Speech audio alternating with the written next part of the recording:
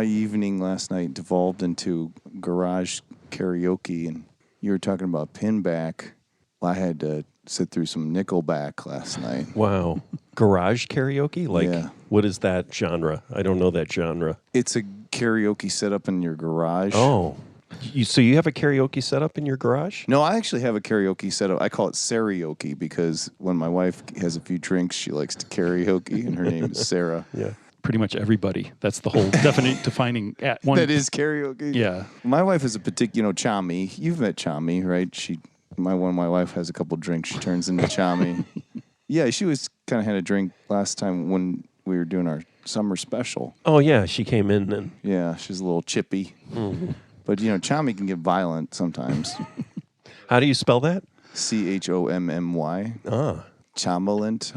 I'm trying to think of what violent and Chami put together, mashed up would be. But anyway, we do it in the drum room where there's a TV so she can watch the TV and sing. Mm-hmm. But this friend of mine has it in his garage. He just has and it's a fully dedicated karaoke. Garage. Like the garage is... Soundproofed and speakers. I mean, they put the car in there, but they had to pull it out to do karaoke. Classy. It's classy. And then, the Nickelback. There's a lot of Taylor Swift. I did a Commodore song and everybody left. Oh. But you finished. Brick House? No, I did Easy, crooning. What Commodore song? Easy. Easy. Oh, okay. Easy. Thought you did an easy one. Mm-hmm. Oh, no. But actually, last time we did karaoke, I realized I do a pretty good Bryan Adams. Cuts like a knife. That's a good... I should have done that last night. Because, it's got that big na-na-na. Sure. Everyone joins in. Love Bryan Adams. Yeah, you're a big fan. Well, Simple Minds you like. There's another good karaoke song because there's that song where it's like he just says la for 5 minutes. Yeah. La, la, la, la, la. Didn't write that song. Yeah. It's a Keith Forsey song. Don't You Forget About Me. Keith Forsey wrote it. I'm trying to remember all the artists. I feel like we've talked about this before. We've talked about Simple Minds before. Yeah, definitely. and so we've talked about this. But Billy Idol, I think, because, Keith Forsey did the Billy Idol records, right? He worked with, not Ennio Morricone, who's the disco guy, electronic guy. Giorgio Moroder. We've had this exact we've had this conversation conversation. before. Yeah. So just rewind, go back to that. Or just, can you clip that from the previous I haven't episode? edited it yet. It's actually the summer. I think it's in the summer special. Last month I was dangerously close to not having the episode edited in time, but then I kind of sprinted and got through it. This time I have not started yet, and we're into the month. Well, it won't be released until the first Monday of next month. So Why don't you just do a clip show? That's, the best of. Yeah, where you just have a bunch of scenes. Do you remember that time when we talked about Simple Minds and Keith Forsey, and then you make the little rewind noise? Actually, where we would do it, sorry to cut you off, Jim, is we would all be standing in the kitchen with your mom getting pizza, and then we'd be like, you remember when we reviewed The Wicker Man, right? Right. Exactly. Yeah. It's just that we all have to go on vacation, though. Except for you, That's because right. you have to edit it together. But we're just off. Right, yeah, so it's just me and your mom. Hey, Mrs. Found Rewound. Yeah, hyphen it. Right, yeah. That would be interesting. Hey, Mrs. Found Rewound, where's Jim and Rick? Oh, they're gone on vacation. That's a pretty good imitation of me. Welcome to Lost and Found and Rewound, where we join you for the first time on a Friday. I'm Chris Lost. I'm Found Jim. And I'm Viceroy Rick Rewound. He goes again with these titles. Mm-hmm. Something's up. What do you think he's up to? He's getting too big for his britches. I listened to the last episode, and it sounded like he's up to something. Feeling all superior. Oh, I'm going to write that one down. That'll be my next title. All Superior. All superior. Well, let's kick off with our age-old segment, Careless. This is the segment where we admit to carelessly breezing by a connection that we should have made in the context of a previous episode. So I'll go first because I know Jim's got some and Rick's got some. If they can remember, we certainly traded emails about mistakes that or connections that we didn't make. It's already gone by me. Going to have to circle around again. Well, it was about Scott Wilson, I think. There was something Yeah. Jim has. I had, in the Crank 2 High Voltage episode, we mentioned David Carradine and Jason Statham because they are in Crank 2 High Voltage. And later in the episode, Rick mentions Death Race 2000 as a film that inspired the dark comedic spirit of Crank 2 High Voltage. However, we all failed to mention that David Carradine plays the lead character in Death Race 2000 and that the modern-day remake of that film titled Death Race features Jason Statham. Wow, I didn't in the know lead. that. Yeah. Man. Jim, you're careless. So I'm not sure if everyone else. No, it's not you, Jim. It's us. I can't believe it was about Scott Wilson. So we were talking about him in previous episodes, right? Yeah. No, now I'm confused. Okay. So he's in New Centurions, right? Yeah. And then he's in The Host. He was in the host at the beginning.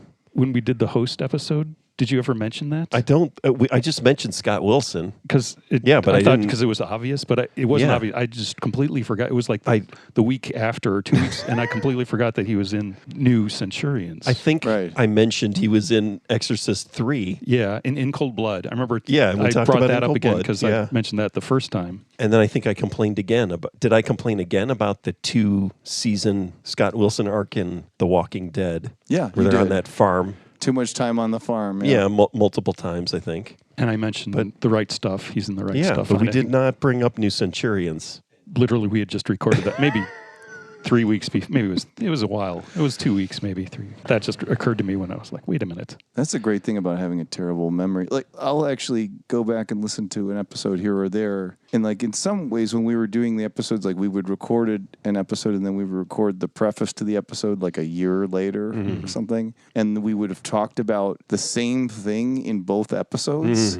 There's like, I remember there's like a Van Halen connection between those. And I'm just like, well, do we just talk about Van Halen in every episode? Or is this just a coincidence? Or well, it's good to have a bad memory because, you know, I don't know. Everything's new. Everything's new again. Rick, you want to listen to the Lost, Found, and Rewound episodes?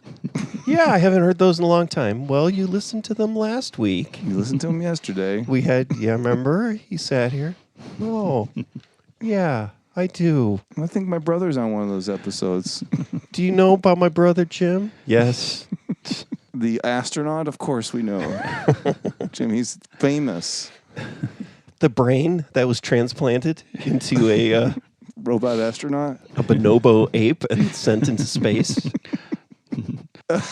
Now for our age-old segment, Afraid of Being Wrong. This is our tried and true segment where we admit to our mistakes in the hopes of helping others avoid those mistakes.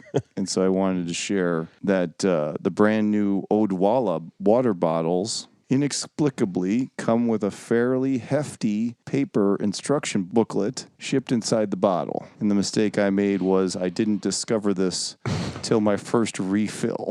So I drank a full bottle of Odwalla. I mean, well, it was regular water in an Odwalla bottle, and then like went to refill it. Look, and there's a big ink. You know, the ink is smeared, and I'm just like, okay, so I just drank a lot of ink. Do you think they make it food grade, that instruction thing, just because that's got to happen, like to maybe 0.1% of the people who get the bottle? do that? 1/10 of 1%. Yeah. No, it's got to be more than that. Yeah. And now I've further reduced that percentage by putting that out as a public service announcement. Thank you, Chris. Any other things that you guys want to share? Mistakes you've made or connections you forgot to make on the podcast? Well, back in 1984, no, sorry. You purchased an album called 1984. Actually, you're a post Roth. I forgot. Oh, I thought you were talking about the soundtrack, the Eurythmics soundtrack to the film 1984. That's that depressing movie, right? Yes, with John Hurt. I don't know if I've ever actually watched that. Oh, we watched it in school. Richard, Mr. Elizabeth Taylor. Burton. Richard Burton is not Big Brother. Who's the guy? The guy with the rats. Oh, in 1984, you're asking me to remember something in 1984? The I mean, literally, I have to remember it in the book or in the movie. Or in the year. actual year. That was a long time ago. Sorry. Nowadays, if you mention Who's Afraid of Virginia Woolf, people seem to know what that is. But when I went to college and saw that movie for the first time, unfortunately, after drinking a whole bottle of Evans Williams, which is just terrible whiskey, it blew my mind. I'm like, where did this movie come from? I think the concept of seeing a play turned into a movie was new to me. And I had never heard of that movie ever before. But now it seems like a lot of people know that movie. I didn't know that people. I mean, I was just reading the Elaine May biography. There's a bit of talk about that because that's Mike Nichols' first film. Is it really? Yeah, and it's in black and white. Yeah. It's like one of the last black and white, right? Academy Award films. It's like right around that. So There's like 65, 65, 66. Yeah. Everything changed. It blew my mind. It was an amazing movie. But I thought it was like, I didn't know it existed before I saw it, and I didn't think people knew about Yeah, it no, I don't feel after like I saw it. But now all these podcasts Oh. crack jokes about. Yeah, it doesn't mean people have watched the movie. It just means it's a reference point, right? People arguing. That's what I think has happened, is that Yeah. it's become a reference point for arguments. I'm trying to remember the movie that my kids knows, but it's just from a meme. It's like they don't know the movie. They know the 1 second clip from it. Well, it's like when I took Thomas to see Halloween in the theater, like on the big screen, and I'm like, you're going to be scared. And he just laughed through the whole thing because he's seen like a million memes that are all Right. based on it. I'm like, and he's like, look at how dumb he looks. I'm like, dude, he looks scary. Well, what are you going to do? Jim, what have you been consuming in terms of media? Well, it's nothing new. I was mentioning I was watching Columbo episodes, so I'm going to go back to my. It could be a recurring part, of my just discoveries of Columbo tidbits. The one episode, I'm sure if anybody's watched Columbo knows this. Recently it's like called Troubled Waters. The episode where Columbo wins, and him and Mrs. Columbo win a contest, and they get to go on a cruise. And so the whole episode takes place on a cruise ship. It's a Princess Cruise Line ship, and it's you get to meet the crew. There's the captain and there's the Bartender. bursar. I don't know if there's a fired bartender, but it's basically like it's a proto Love Boat episode. And again, this is on it's like But with a murder. I think something like that. I don't know, but working along the same lines as Cat from Outer Space and E.T. I don't know this.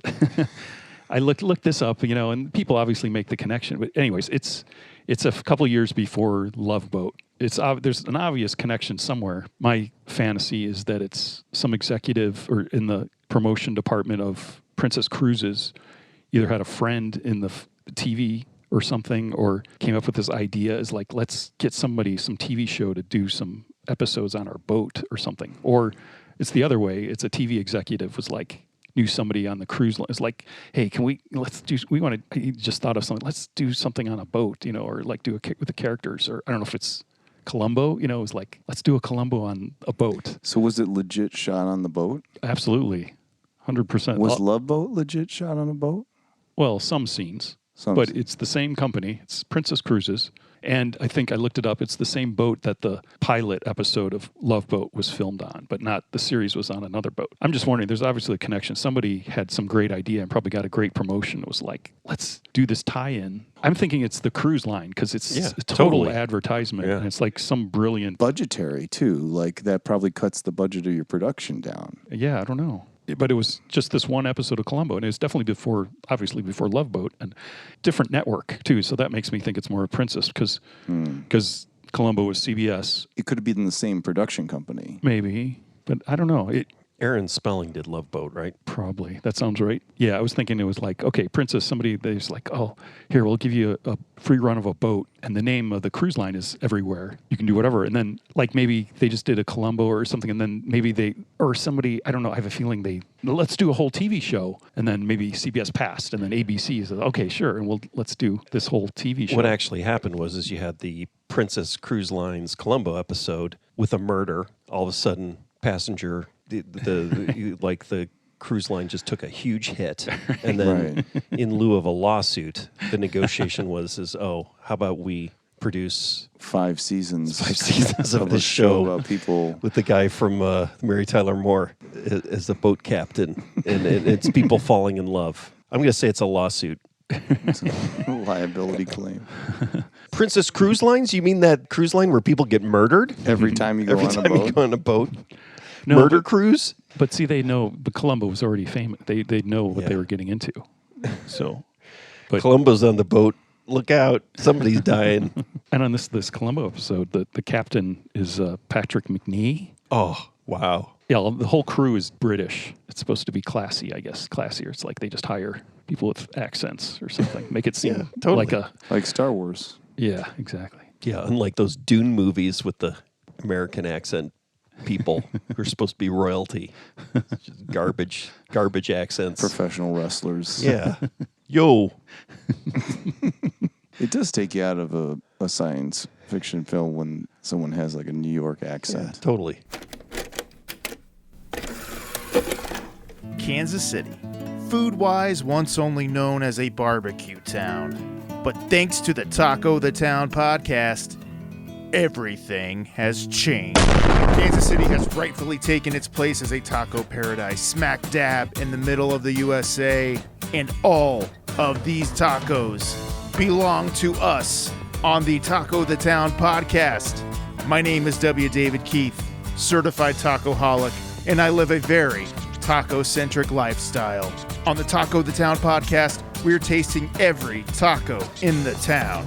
We shine a light on all of the taco-rific tacos Kansas City has to offer, unearthing great taco memories, checking the latest stories in taco news, and interviewing actors, reporters, chefs, politicians, and musicians about their love for tacos. If you love tacos like I do, you're gonna love Taco the Town. Available wherever you get your taco podcasts. A proud member of the Lotus Pod Podcasting Network.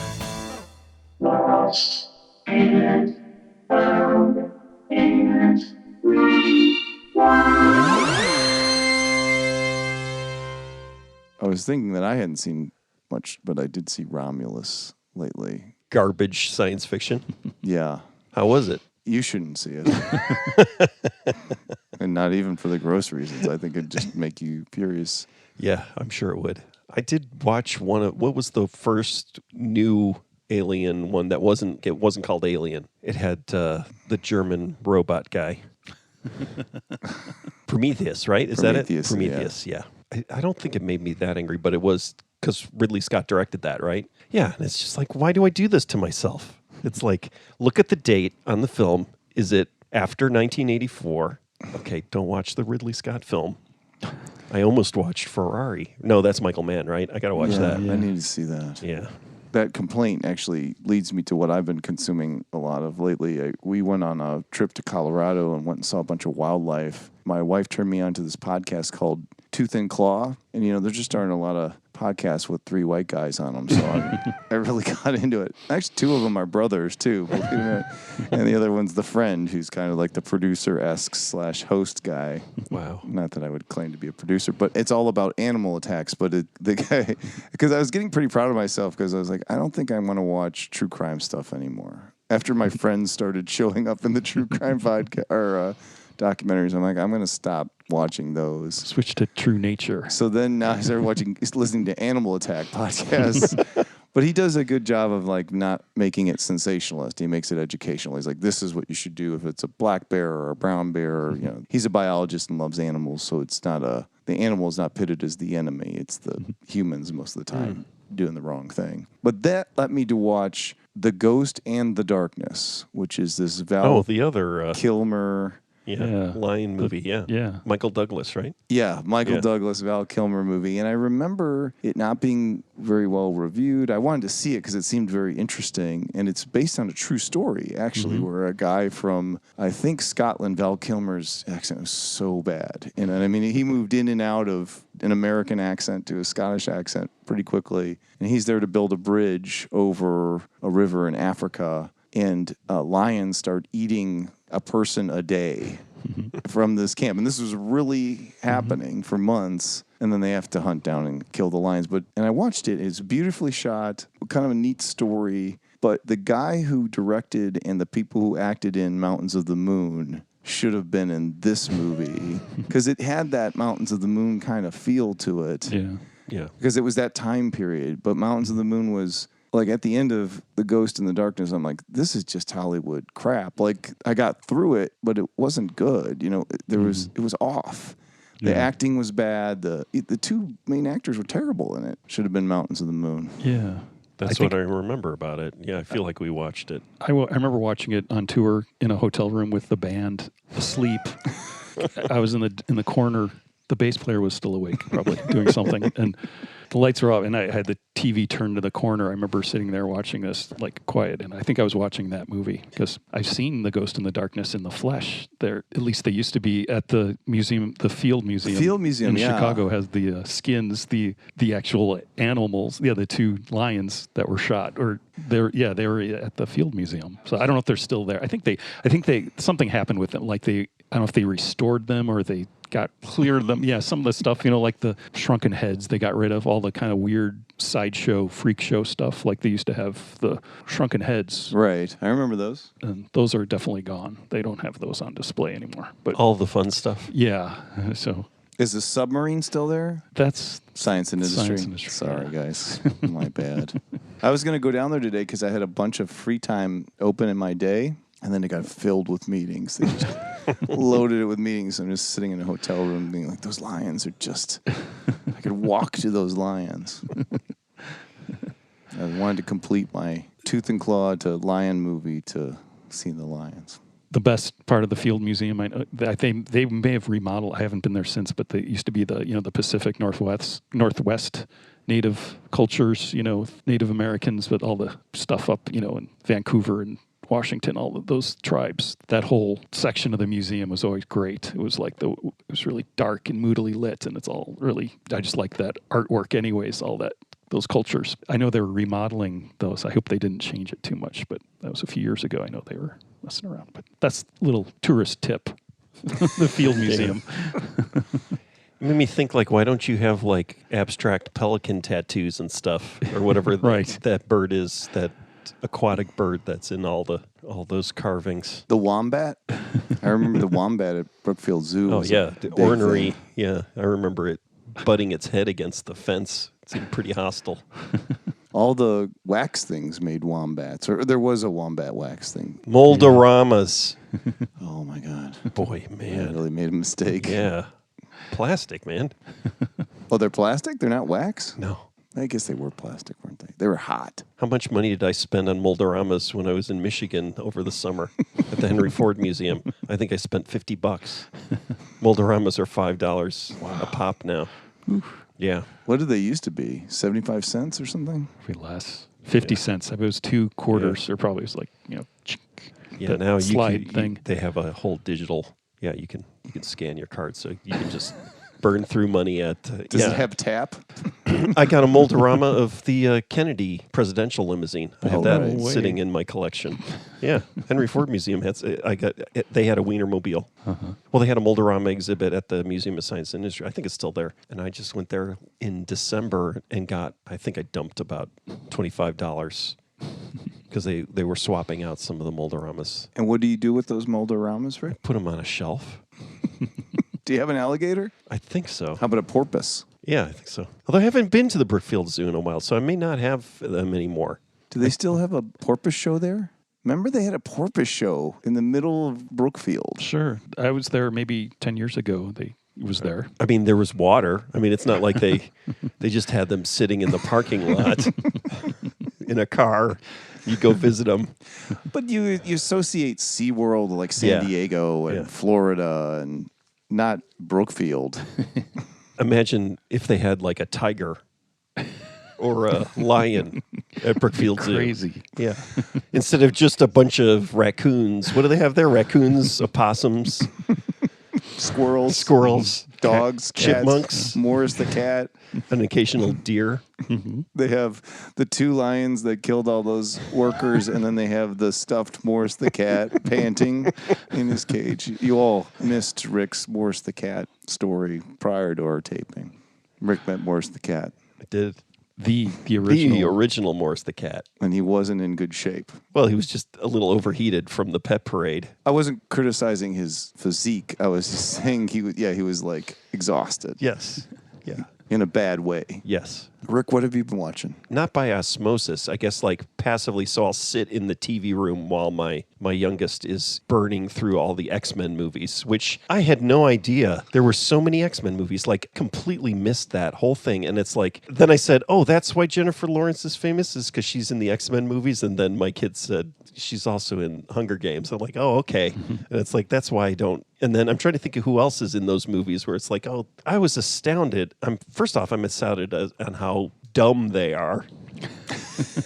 And then how many of them there are? There are like 15 of them. There's 20 years worth of these movies, and they came out once every 2 years or something. Yeah. Well, they had to contractually.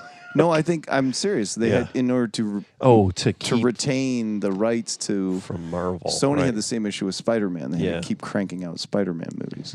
I was not aware. I was still within the culture, even though I was working and had young kids all that time that these movies are. But it's like I never knew. I mean, I vaguely remember that there were X-Men movies, but I didn't know. It's like relentless. They just keep going. And then they're flashback movies and then there's movies that cross the two. Yeah. Yeah. Ugh. The first X-Men movie is allegory the right word for being homosexual? And I think, was it Bryan Singer, right?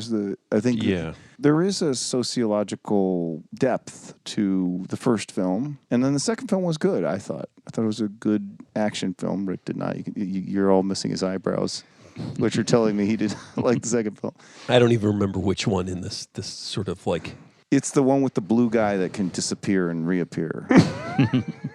I remember he pops up in all the movies, right? Literally the guy with the pops up. tail. Yeah. Yeah, the blue guy. Yeah, there's so many blue people.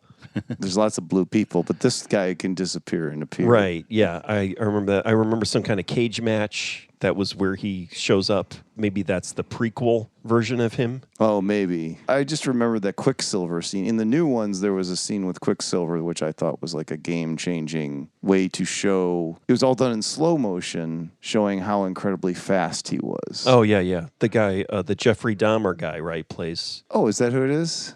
Right. The Dahmer guy? Or maybe he plays the young version of him. And then Michael Fassbinder plays the young version of Gandalf. And then right.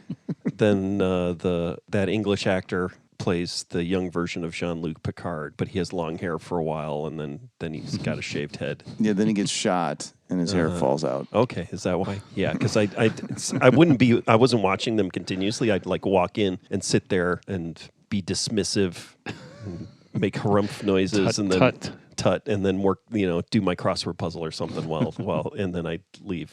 So I only saw bits and pieces. I did see the part with Richard Nixon. So something happened in Jennifer Lawrence's career, and I can't remember what it is, but I think she committed to doing Hunger Games and those X-Men movies before she knew she was going to be super famous. And then I think something she did, and maybe it's Silver Linings Playbook, or I can't remember. There's some movie that like elevated her to star status. And then she still had, under contract, had to do 3 more Hunger Games movies right. and like 5 more X-Men movies. So like there's one X-Men movie where I'm like looking at her because she plays the blue woman who can change into anybody. Mystique, maybe is her name. And it's a body suit, so it's like probably a very uncomfortable thing to be in on a set. And I could just, the look on her face is like, I'm Silver Linings Play. Why the fuck am I doing this blue suit shit? Yeah. Anyway, you could see it in her face that she was done. When she first signed the contract for those X-Men, but she's like, I'm going to be in a bunch of X-Men movies. And then she's like, how do I get through these X-Men movies? Trapped. What's the guy, the prisoner of war guy who did the Morse code when he was doing like Morris the cat? No. Oh, it's like a famous instance. I think it was during the Korean War. The sailor, the boat captain who was captured, blinking. Yeah, and he's reading Death to America, or like when they have prisoners of war read their like propaganda, but while he's doing that, he's blinking in Morse code. Oh, they're making me do this or whatever. It's like that kind of situation where it's like there's a counter narrative going on underneath. I've got to go back and watch those X-Men movies to see what she's blinking. So Jim, what are we watching on Or, well, sorry, Rick, were you done with the X-Men movies? Is that, Yeah, I'm done. Boy, am I done. what are we watching, Jim? We're watching Miracle Mile from 1988 with Anthony Edwards and Mara Yeah. Winningham. Yeah, Mayor Winningham. I almost said Anthony Daniels. Anthony Edwards, and it's something I saw back in 1988 and was kind of freaked out about. You know, it was like a troubling movie, and I'm trying to think if I'd seen it since. I've seen it maybe once, maybe not long after the first time, but I haven't really seen it since. So it's been over 35 years or something. Why'd you pick it? I'm trying to see. I can't even remember the first time I watched it, but I do remember probably not long after watching it the first time, suggesting it with a couple of my friends, watching it just after I'd seen it the first time, and that's a great. Let's watch that, and it just kind of like bummed them out. You know, I realized this isn't. You know, after we watch movies, you say, should you recommend this to someone? And that's a good point. It was like I should be careful about when I recommend this movie or. Well, no spoilers because I haven't seen it and I'm really excited to see it. Like Yeah. I read what it was about and I was like, this is great. It's an amazing movie, and it really affected me, and I think everybody, I've seen it with. It's like, it's an amazing film, and it's so 1980s too. And we'll leave a little cliffhanger here is we do not know how to watch this movie. Yes, So we may or may not have an episode after this. And if not, we might just have to watch it with commercials. yeah, we just watch it with commercials. That's right. We just watch it with commercials. At the moment, it is free on one of these platforms, but Free if you consider watching and being Waste. poisoned by commercials and having your attention being sold, stolen, and interrupted. Commercials are coming back, Rick. So get Yeah, used no, I to know. it. I know. My Netflix is going to go commercial, Yep. and my Max has already got commercials. I didn't even realize that. You'll be able to pay $100 a month for commercial free Yeah, I know. stuff. It was like, okay, I guess I can deal with commercials. This monthly expense. We is- want commercials back because friend and guest of the show, Michael McMillan, needs that revenue. So we're pulling for you, Michael. And Rick will tolerate commercials so you can have Yeah, more sure. income. That's right. I think it might have been one of the X-Men movies. It had the little card that said how many jobs the film created. Do you remember that? They used to have, they had that card for a while. So you wouldn't steal the film or something? Yeah, I think it was the early days of, BitTorrenting. I don't do that. I've worked for 4 major studios. Yeah. So I definitely do not. Yeah, do no, that. I don't either, but occasionally I'll get a cease and desist email because a relative has used the internet to BitTorrent a film. Well, when you're paying that $500,000 fine, Exactly.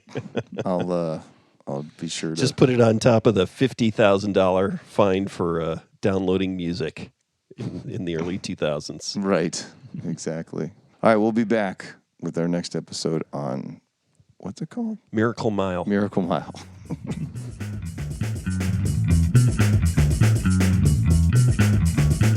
Lost and Found and Rewound is fully funded by Lost and Found and Rewound Foundation funds. Lost and Found and Rewound does not use crowdfunding because our listeners have better things to do with their funding. There's no need to post reviews of Lost and Found and Rewound because our listeners have more valuable things to do with their time. In all sincerity, thank you for listening to the show. We truly appreciate it.